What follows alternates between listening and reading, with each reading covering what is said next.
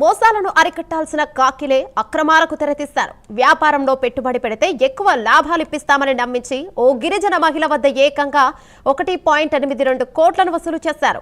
లాభాల మాటేమో కానీ కనీసం ఆమె ఇచ్చిన డబ్బు కూడా చెల్లించకుండా ఇబ్బందులకు గురి చేశారు.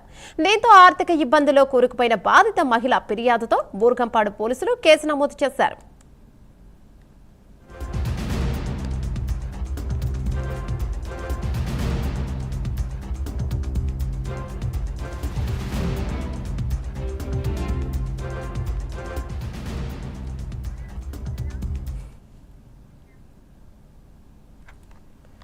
భద్రాద్రి కొత్తగూడెం జిల్లా సారపాకకు చెందిన బూక్య కుమారికి 2023లో భద్రాచలం ఎస్ఐగా విధులు నిర్వర్తిస్తున్న మహేష్ తో పరిచయం ఏర్పడింది.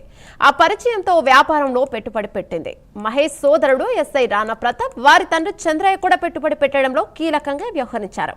తక్కువ కాల వ్యవధిలోనే 35% లాభాలు వస్తాయని ముగ్గురు కలిసి ఆమెను నమ్మించి 1.82 కోట్లు వసూలు చేశారు. డబ్బుల విషయమై అడిగితే దాటవేత వైఖరి అవలంబించారు. డబ్బు ఇవ్వాలని గట్టిగా అడిగితే బెదిరింపులకు పాల్పడ్డారు. పెట్టుబడి కోసం తెచ్చిన అప్పు వడ్డీ పెరిగిపోతుండటంతో ఆమె అన్ని ప్రయత్నాలు చేసి విసిగిపోయింది. ఆధారాలతో సహా పోలీసులను ఆశ్రయించగా మహేష్, రాణా ప్రతాప్ తో పాటు వారి తండ్రి చంద్రయ్యపై కేసు నమోదు చేశారు. కాగా కొద్ది నెలల కిందట రాణా ప్రతాప్ భార్య ఆత్మహత్య చేసుకోగా రాణా ప్రతాప్ ఆయన సోదరుడు మహేష్ పై కేసు నమోదవడంతో జైలుకు వెళ్లొచ్చారు.